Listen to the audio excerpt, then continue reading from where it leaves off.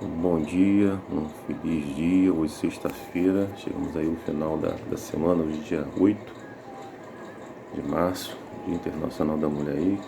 Deus abençoe a cada mulher, né? Que a graça alcance cada uma de vocês, não é isso? Nós estudamos essa semana aí sobre lições do passado, né? E o verso memorizado está lá em Salmo 78, verso 3 e 4, que diz: O que ouvimos e aprendemos e que nossos pais nos contaram, não o encobriremos a seus filhos. Contaremos às gerações vindouras os louvores do Senhor e o seu poder e as maravilhas que ele fez. Eu e você ouvimos nossos pais, aprendemos, ou não ouvimos, mas aprendemos aí, né, com os nossos aí antepassados, né? E agora nós devemos não encobrir isso aos nossos filhos, devemos contá-los, né, as maravilhas, o poder, né, que o nosso Senhor fez no passado, está fazendo hoje também na minha e na sua vida, não é isso? Devemos contar as suas maravilhas e o poder, né, que Deus tem e agiu no passado e está agindo no presente também, não é isso? Bom, os salmos da história da salvação, os salmos históricos, né, eles nos ajudam a ver a nossa vida como parte da história do povo de Deus e a reivindicar esse passado como nosso. Fomos adotados na família do povo histórico de Deus. Por meio de Cristo, a herança histórica do antigo povo de Israel é de fato relato de nossa ascendência espiritual. Portanto, podemos e devemos aprender com o passado deles, que também é o nosso. O objetivo final aí é perceber que cada geração do povo de Deus desempenha um papel pequeno, mas significativo no grande desdobramento histórico dos propósitos divinos soberanos, né, nesse grande conflito que vivemos, não é isso? Bom, nós vimos que Deus, assim como no passado e no presente também, é incansável na sua fidelidade, não é isso? Nós vimos aí o desdobramento lá do Êxodo, né, o estabelecimento do povo lá em Canaã, né, e a época de Davi. E o que fica para a gente é que jamais devemos deixar de confiar no Senhor, né? Porque diz que as revisões aí do passado de Israel destacam a fidelidade de Deus em meio à infidelidade do povo, né? Servem para ensinar as novas gerações, a cada um de nós, a não repetir os erros de seus antepassados, mas confiar em Deus e permanecer fiéis à sua aliança, né? Devemos lembrar aí a história e o louvor de Deus, a aliança de Deus que fez com Abraão, confirmada aí, né? Ele concentra, esse salmo aí concentra aí na aliança de Deus com Abraão, em que Deus prometeu dar a terra prometida a ele e a seus descendentes, e como essa promessa confirmada a Isaac e Jacó foi providencialmente cumprida por meio de José, Moisés e Arão, e no tempo da conquista aí de Canaã.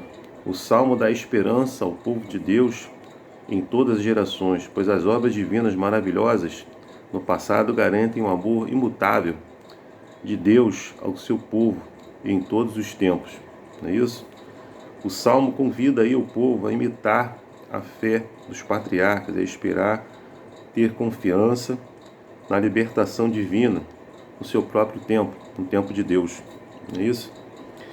Deus enfatiza os seus juízos permeiam toda a terra.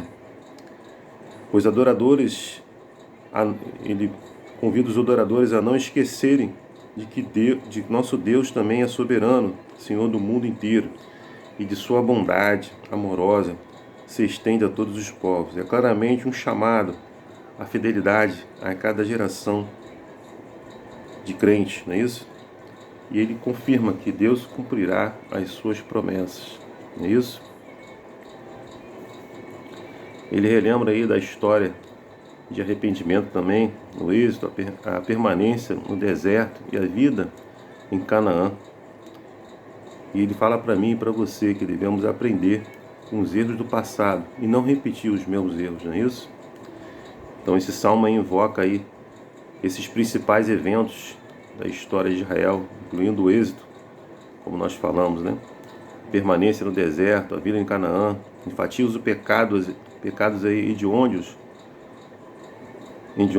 dos antepassados, que culminaram na geração levada para o exílio. Isso. Esse salmo também, como outros, aponta para a fidelidade de Deus, a sua aliança, da graça pela qual salvou o seu povo no passado. Expressa a esperança de que o Senhor novamente mostre favor a seu povo arrependido e o reúna dentre as nações. O apelo para a libertação não é um pensamento ilusório, mas uma oração de fé, baseada na certeza da libertação, das libertações passadas e no caráter infalível da fidelidade divina, a aliança do seu povo. Deus exerceu com grande paciência e graça a salvá-las, mesmo que tivessem deliberadamente andando de maneira perversa. Deus quer salvar todos. A boa notícia desse salmo é que o amor inabalável de Deus sempre prevalece sobre os pecados do povo. Somente a experiência pessoal com a graça de Deus pode transformar uma história passada em uma nova história. Somente Jesus, somente a graça de Deus pode fazer isso na vida de cada um de nós, não é isso? Ele compara aí o Salmo 80, ele fala que o povo de Deus é como uma videira, né? A súplica, né, e a grande esperança de cada um de nós é o perdão que Deus quer conceder a mim e a você, né, e a sua graça que está disponível aí, né? O salmista pede para que o rosto de Deus resplandeça para o povo, não é isso? Ele quer que aquele que saiu da presença de Deus retorne, né? Que ele se afastou de Deus retorne a Ele, né? Se arrependa, se afasta do pecado e volte para Deus. É isso? Aqui nós vemos também a criação, o êxito e a conquista da terra prometida, né? Deus é o nosso Criador, o nosso Redentor, e somente a Ele devemos dar a nossa adoração. É isso?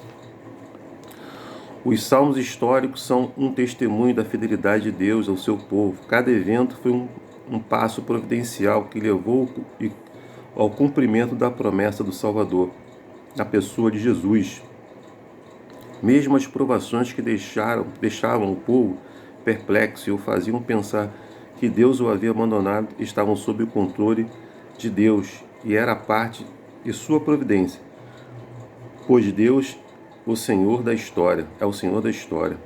O salmista habilmente apresentou a verdade que mesmo a deslealdade do povo não impediu Deus de se manter fiel ao seu povo e cumprir suas promessas. No entanto, os indivíduos e grupos impenitentes foram excluídos das bênçãos da aliança e seu fim desprezível serve de aviso de como a vida sem Deus ou em oposição a Ele destrói pessoas. Os salmos indicam que nada temos a temer com relação ao futuro, a menos que nos esqueçamos da maneira pela qual o Senhor tem nos conduzido e de seus ensinos em nosso passado. Para que o povo de Deus avance sem medo, precisa conhecer sua história. Ellen White aconselhou os crentes a ler os Salmos 105 e 106 pelo menos uma vez por semana.